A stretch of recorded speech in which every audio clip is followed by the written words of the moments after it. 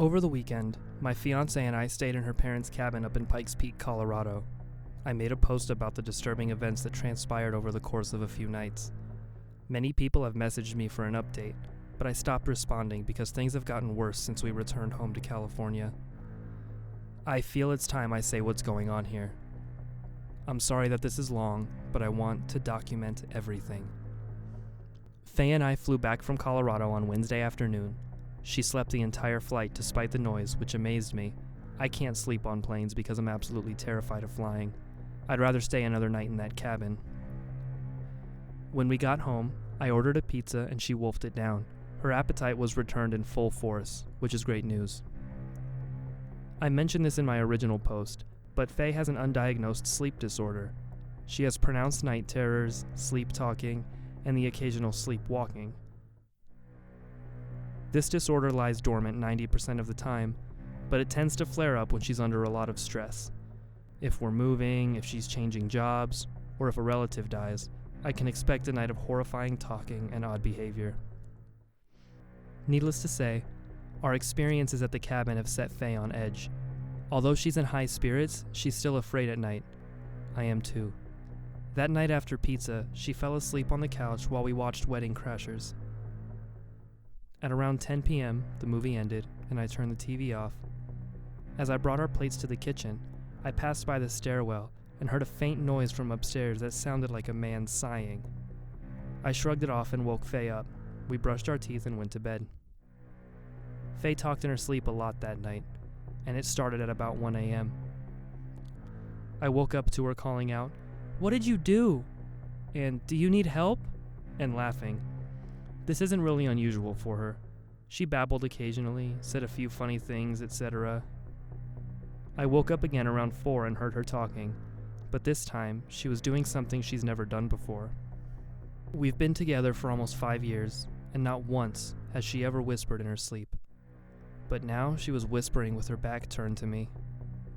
For a second, I thought someone was lying on the floor at her edge of the bed, talking back to her. This disturbed the shit out of me, so I sat up and leaned over her, trying to listen in the dark. The only thing I heard her discernibly say was, "Shh." I asked her, "Faye, what are you talking about?" And she didn't respond. I said, "Who are you talking to?" And she replied, "Don't," and nudged me. Another unusual thing happened. At about 5:45 a.m., I woke up to Faye getting back into bed. She hurried into the bedroom from the hall and got back into bed quickly, making zero attempt not to wake me. First of all, Faye does not get up. Ever. She sleeps like a dead horse, and even if she went to the bathroom in the middle of the night, which she never does, the bathroom is not down the hall. It's in our bedroom. When I asked her what she was doing the next morning, she claimed to have no memory of it. I spent all day Thursday thinking about why Faye was still acting weird. I was the one who found the dream catcher and got close to it. I was the one who interacted with the voices at the cabin, and then I remembered something. On our last night in Colorado, at her parents' house, Faye got back into bed at around the same time, 5:45 a.m. I barely remembered because I was half asleep, but the image returned to my head. She'd been getting up really, really early for a few days. So, last night, I set my phone's alarm to vibrate and I put the time to 4:45 a.m. In the middle of the night, Faye started talking again. This time, she was doing the same thing she did at the cabin, changing her voice to sound like someone else. In 5 years, she's sleep-talked a bunch but has never whispered or changed her voice until recently. She said a few things, which I tried to commit to memory.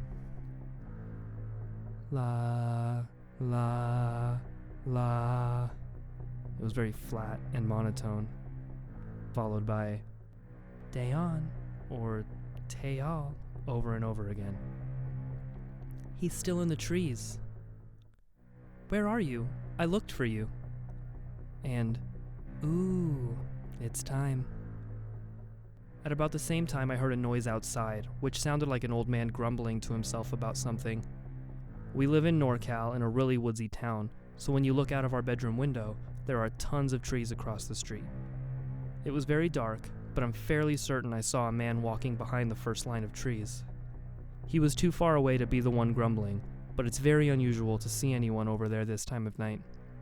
In fact, I've never seen anyone there at night, ever. Looking outside required me to open the curtains, which lit up our room with moonlight. When I looked back at the bed, Faye was lying with her neck craned toward me, her eyes crazy wide and fixed on me, and her mouth was open. She issued this really frighteningly gurgly, drawn-out groan and flicked her tongue around. It looked like an epileptic fit in slow motion. Faye has definitely opened her eyes in her sleep, but never like this. She looked like a fucking murderer. I got so scared I called her name really loud and woke her up. She was confused and asked me why I was at the window. I lied and said I was just closing it because it was cold. I didn't want her to know I'd heard a voice. We talked a bit, but I'll skip that because this is getting long. My alarm woke me up at 4:45 a.m., and I laid there awake, waiting for Faye to get up like she had been the past few nights. She breathes very rhythmically when she's asleep, so I can always tell how deep she's under. At around 5:20, she sat straight up, swung her legs out of the bed, and tiptoed down the hall. I followed behind. When I say that my fiancé tiptoed, I don't mean like a child on Christmas Eve. This was robotic, alien, inhuman. She moved like a meth-addicted ballerina zombie down the hall and stopped at the stairwell. Her breathing never changed. I just stood there in our bedroom, poking my head out into the dark hall. Faye looked down the stairs, still standing rigidly on the balls of her feet, swaying to and fro slightly. She did some weird shit. She touched her face slowly for several minutes, touched the banister, touched the wall, flicked the light on and off a few times, all the while maintaining her perfectly regular coma breathing. Then, she reached an arm out in the motion of a bicep curl, stretching her fingers and wiggling them, then curling them, her hand and her arm back up to her face. I watched her do this motion for about 4 minutes. It looked like she was testing the limb, as if she'd never used it before. But then I realized she was actually communicating with someone on the first floor of the house. She was making a come hither motion. With full confidence that Faye was sleepwalking, I walked into the hall and leaned over the half wall that overlooks the living room. It was totally dark down there.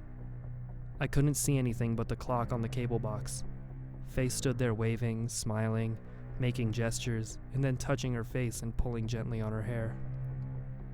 I carefully ushered her back to bed and talked to her softly, trying not to actually wake her. She didn't resist, she never does, and she went back to sleep without another word. I have zero clue what the fuck is going on. I told her this morning what she did, and now we have a doctor's appointment for her at 3 p.m. today.